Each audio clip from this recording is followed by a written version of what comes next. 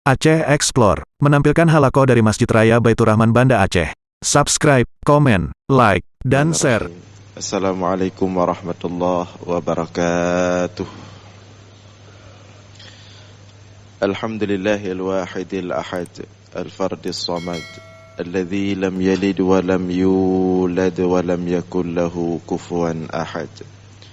والذي ليس كمثله شيء وهو السميع البصير. اللهم صل وسلم وبارك على سيدنا ومولانا محمد الذي دعا الناس وأرشدهم إلى توحيد رب العباد. اللهم وعلى آله وصحبه أجمعين. أما بعد. Puji beserta syukur senantiasa selalu kita persembahkan kepada Allah Subhanahu wa ta'ala, Tuhan yang esa pada zatnya, yang esa pada setiap sifat-sifatnya, yang esa pada setiap af'alnya. Tidak ada satupun makhluk yang serupa dengannya dalam bentuk apapun. Selawat beriringkan salam juga kita sampaikan kepada baginda Rasulullah sallallahu alaihi wasallam, kepada seluruh keluarga dan sahabat-sahabatnya sekalian. Hadirin jamaah sekalian beserta para pendengar dimanapun berada yang dimuliakan Allah. Kembali kita dalam ulasan singkat tentang ilmu tauhid. Sebelumnya kita sudah selesai membahas nilai-nilai ketauhidan yang terkandung dalam pelaksanaan ibadah salat di banyak pertemuan, hampir 1 tahun. Nah, di bagian akhir itu kita akan membahas, sebagaimana kita sebutkan di pertemuan sebelumnya, tentang khusyuk yang merupakan ruh, nyawa. Khusyuk adalah ruh atau nyawa daripada salat. Nah, untuk membahas ini kita akan melihat penjelasan Imam Al-Ghazali dalam kitabnya Ihya Ulumuddin, yaitu tentang ruh atau nyawa daripada salat. Qala al-musannifu rahimahullah, qala Allah Ta'ala wa aqimis salata li dhikri, wa qala ta'ala wa la takun minal ghafilin, wa qala azza wa jal la taqrabus salata wa antum sukara hatta ta'lamu ma taqulun. Qila sukara man kathura al-hammu wa qila min hubbid dunya. Wa qala Wahab al-muradu bihi zahiruhu fa fihi tanbihun ala sakri dunya idh bayyana fihi al-illah fa qala hatta ta'lamu ma taqulun. Wa kam min musallin lam yashrab khamra wa huwa la ya'lamu ma yaqulu fi salatihi. Qala Allah Ta'ala, Allah berfirman dalam Al-Quran, wa aqimis salata li dhikri, dan dirikan salat li dhikri, untuk mengingatku. Nah, dalam ayat ini terkandung makna yang khusus tentang khusyuk dalam salat.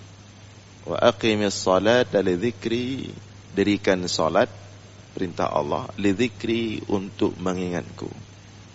Maka orang yang salat tetapi di dalam salat tidak teringat Allah, malah teringat yang lain, maka tidak ada arti salatnya. Inilah khusyuk. Jadi tujuan salat didirikan, tujuan Allah memerintahkan kita untuk salat agar kita mengingat Allah dalam salat. Artinya khusyuk. Dengan demikian, mafhum mukhalafah, pemahaman sebaliknya, kalau kita salat tapi pikiran kita kemana-mana, tidak kepada Allah, maka tujuan perintah salat tidak dapat. Artinya salat kita tidak berarti apa-apa. Dalam ayat yang lain Allah berfirman, "Wala takun minal ghafilin." Dan jangan jadilah engkau daripada orang-orang yang lalai. Kenapa Imam Al-Ghazali menyebutkan ayat ini, menukilkan ayat ini dalam pembahasan khusyuk? Artinya ayat ini memerintahkan kepada kita agar dalam salat itu fokus. Wala takun minal ghafilin, jangan lalai, jangan pikiran kemana-mana. Jangan pikiran putar kiri kanan, depan belakang, ke bisnis, ke rumah, ke pasar, kemana-mana. Wala takun minal ghafilin, jangan menjadi orang-orang yang lalai.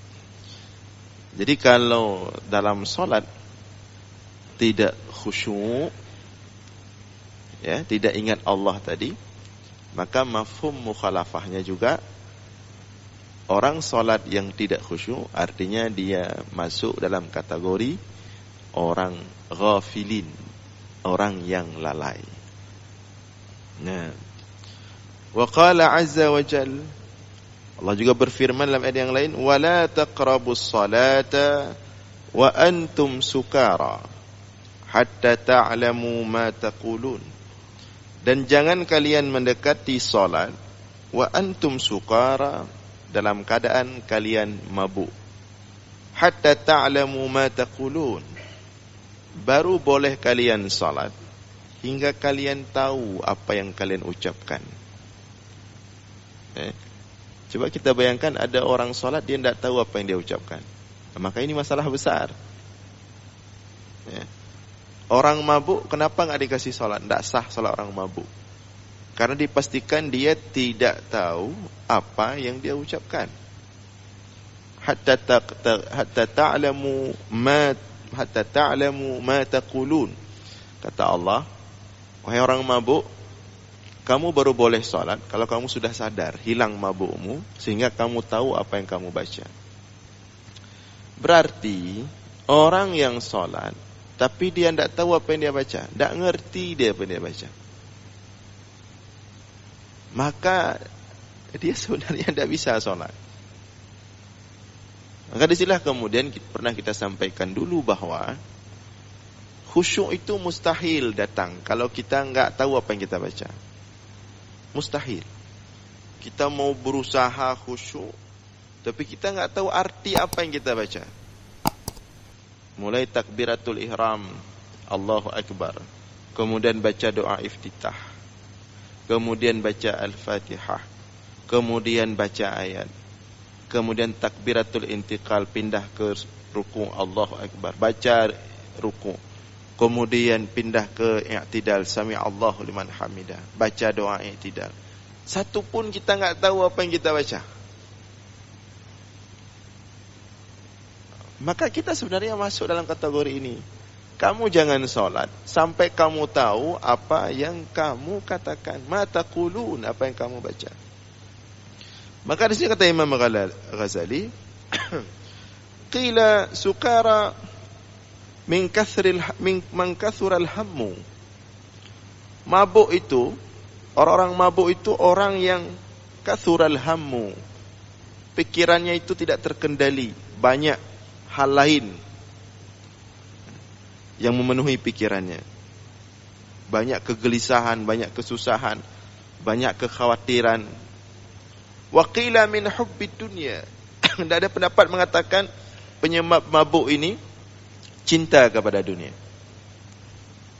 Jadi kalau menurut dua pendapat ini, maksud mabuk di sini, maksud Allah dalam ayat mabuk, wala taqrabus salah wa antum sukara, jangan kalian dekati salat sedangkan kalian akan mabuk. Mabuk apa? Sebagai ulama mengatakan mabuk di sini min kathratil hammi, terlalu banyak isi pikiran yang lain yang menyusahkan, mengkhawatirkan, ketakutan. Pendapat lain mengatakan min kathratil hubbid dunya, terlalu penuh dengan cinta dunia. Nah, orang-orang seperti ini tidak dikasih dekat-dekat solat, tidak dikasih solat. Untuk apa? Dia solat, tapi enggak ada isi.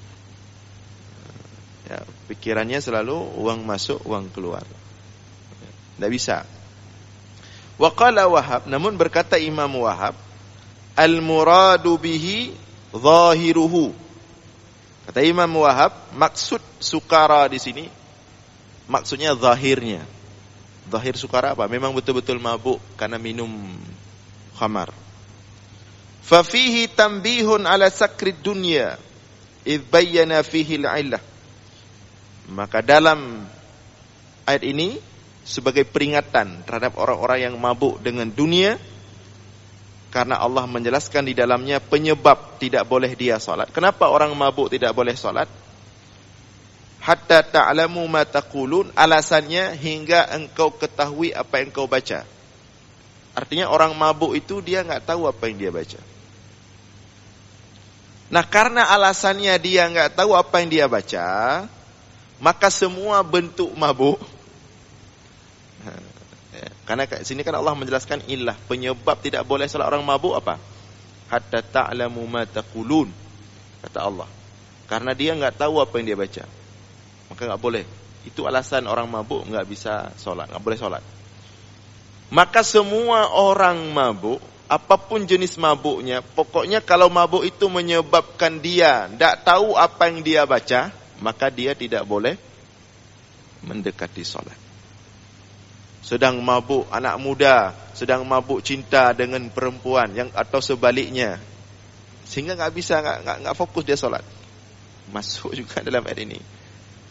Kenapa sembahyang? Tidak ada arti. Mabuk dengan urusan dunia, dengan politik, dengan musim politik, dengan bisnis, dengan apapun, sehingga kalau dia salat tidak fokus. Hatta ta'lamu ma taqulun, hilang mabuk itu semua, udah tenang, udah fokus, dah tahu apa yang dibaca dalam salat, baru boleh salat. Nah, maka dalam sekali makna khusyuk. Ini berbicara khusyuk, ya. Bukan berbicara sah tidak sah salat. Okey, salat sah-sah saja. Yang penting rukun dan syaratnya terpenuhi. Tapi ingat, makna salat dia tidak dapat. Kenapa? Karena dia sedang mabuk. Apa tandanya dia mabuk? Di apa yang dia baca, dia tidak tahu. Maka agar kita tidak masuk dalam orang yang mabuk dalam solat, hendaklah kita tahu arti setiap bacaan solat yang kita baca. Baru kita lepas dari ayat ini.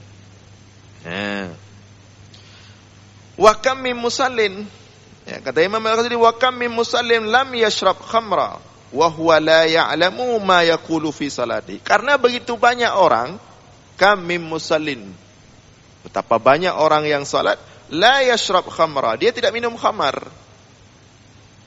Tak minum dia khamar, tak ada minum khamar. Wa huwa la ya'lamu ma yaqulu fi salati, tapi dia tidak tahu apa yang dia baca dalam salatnya. Memang dia enggak mabuk minum khamar, tapi banyak orang yang enggak mabuk minum khamar, saat dia salat dia tidak tahu apa yang dia baca. Maka sama. Mau dibilang sama Imam Ghazali, baca tahu ya.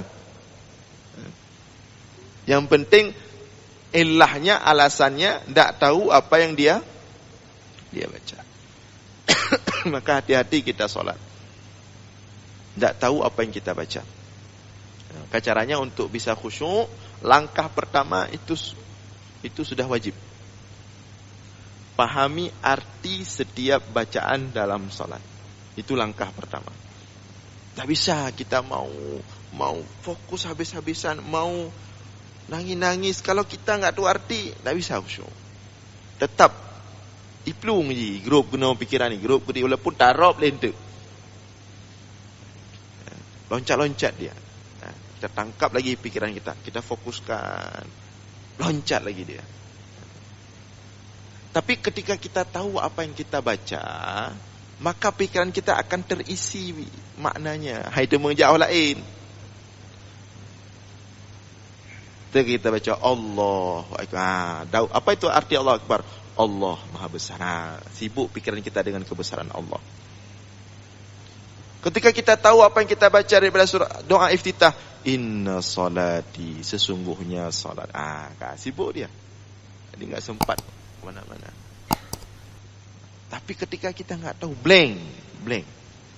Seperti anak kecil disuruh hafal rumus, disuruh hafal kalimat-kalimat tertentu. Dia menghafal saja, tidak dengan pikirannya. Nah, jadi kata Imam Ghazali, betapa banyak orang dia enggak minum khamar, dia enggak mabuk, tapi dia enggak tahu apa yang dia baca. Maka mirip-mirip dengan alasan orang mabuk dilarang salat. Kenapa orang mabuk dilarang salat? Karena dia enggak tahu apa yang dia baca. Wa qala an-nabiy sallallahu alaihi wasallam, man shalla rak'ataini lam yuhaddis nafsahu fihima bi syai'in min ad-dunya ghufira lahu ma taqaddama min dhanbihi.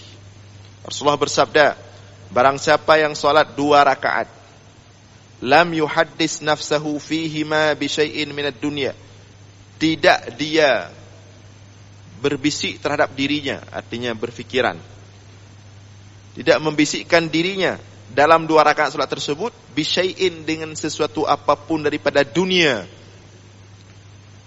ghufira lahu ma taqaddama min dhanbihi, diampunkan baginya akan seluruh apa yang terdahulu daripada dosanya. Ini.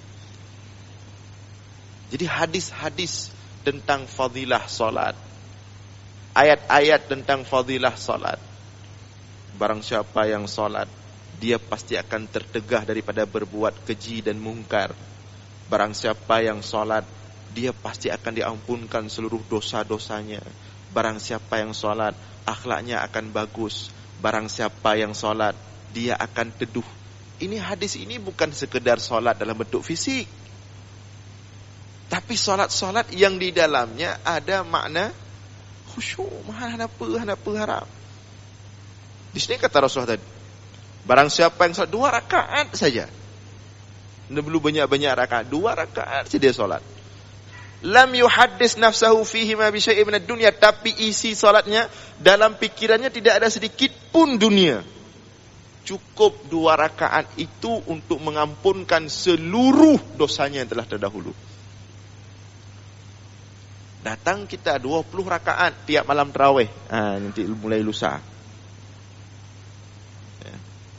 Tidak berubah-berubah akhlak, tidak diampun-ampunkan dosa. Kenapa? Karena isinya 20 rakaat kita, bukan 2 rakaat, 20 rakaat. 20 rakaat 30 malam. Menyona urun ke 8 bengih lah. Mana lun 20.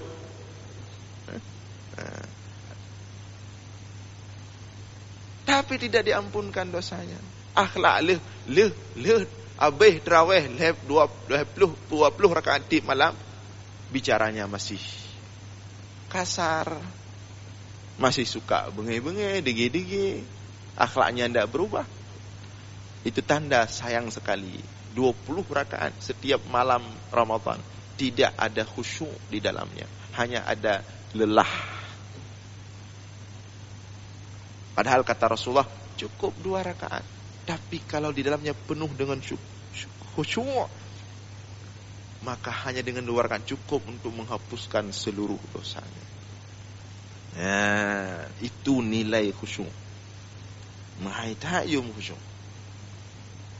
Tip 2 rakaat mentang katib sebenarnya, tapi berkhusyuk. Tip 2 rakaat lihat lepas sembahyang li kabeh ampun dosa. Tanda khusyuk, dia akan minta lagi solat. Tapi kalau begitu selesai solat, 3 dengan nafas itu, alhamdulillah kada tarawih dak. Nanti kan khusyuk nyampoh draw sembahyang. Kalau khusyuk dia pasti minta, dia menikmati. Seperti sudah seringlah kita uraikan dalam pembahasan sebelumnya. Waju'ilat liyas salah, waju'ilat qurrata aini fis salah. Kata Rasulullah, Allah jadikan kenikmatan paling tinggi dalam hidupku ketika berada dalam solat. Laki. Yang kedua paling susah tengah dalam sembahyang. Ya sebaliknya. Nah, wa qala sallallahu alaihi wasallam, Rasulullah bersabda dalam hadis yang lain, innamas salatu tamaskunun wa tawadhu'un wa tadarru'un wa ta'awuhun wa tanadumun wa tadha' yadayka fataqulu Allahumma Allahumma faman lam yaf'al fahiya khidaj. Kata Rasul, innamas salatu, hanya saja salat itu adalah tamaskunun, ketenangan, keteduhan, ketentraman. Wa tawadhu'un, kerendahan hati. Wa tadarru'un, ketundukan.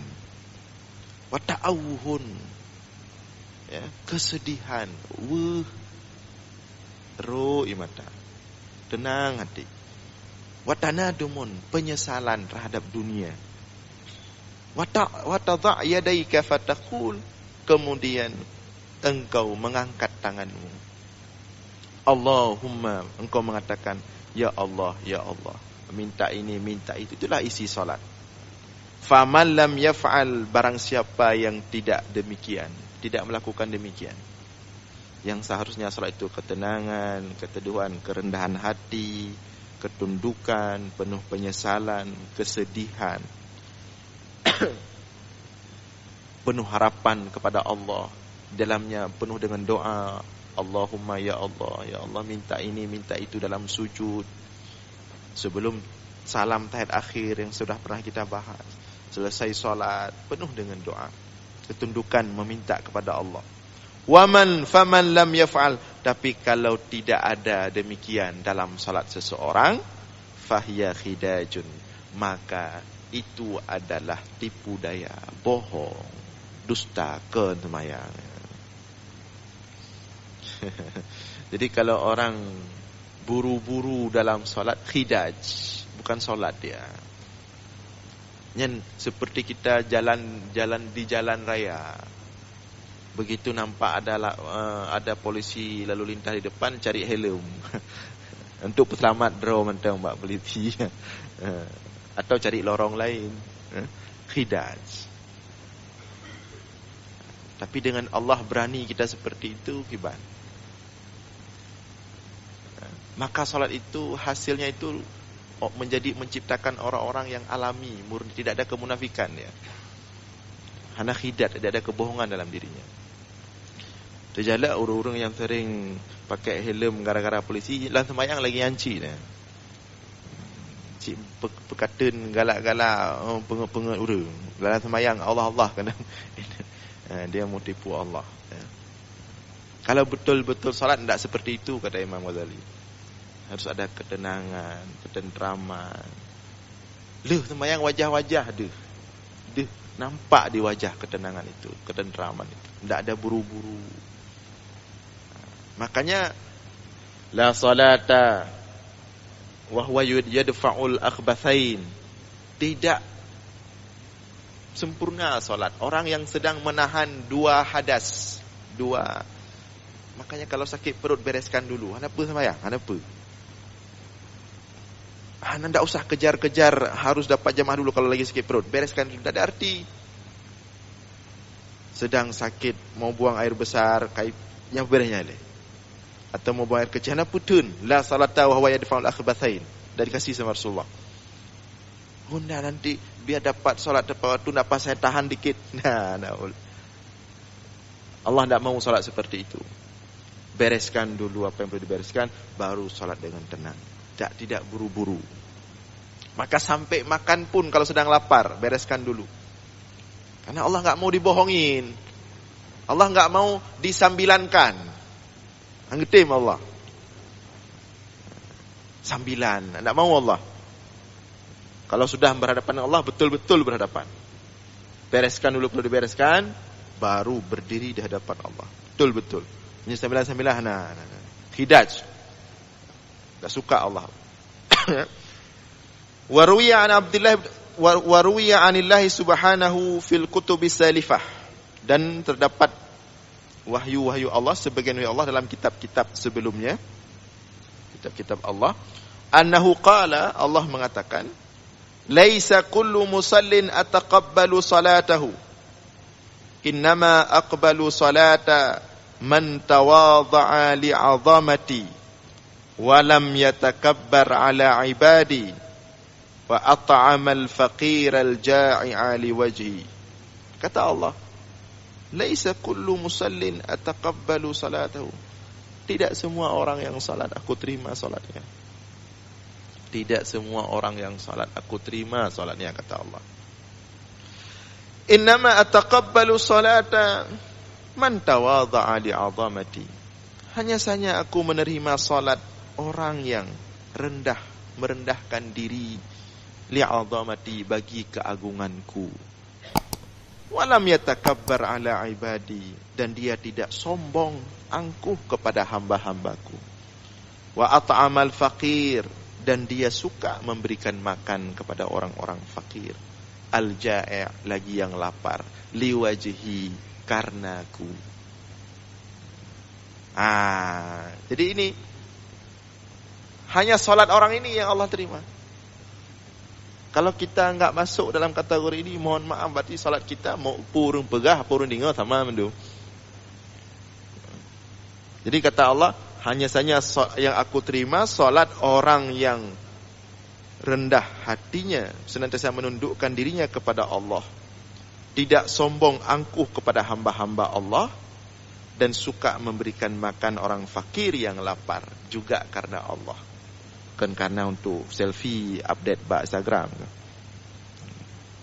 Memang liwajhi, karena di sini bunyi hadisnya, bunyi ayatnya seperti bunyi ucapannya liwajhi, karenaku.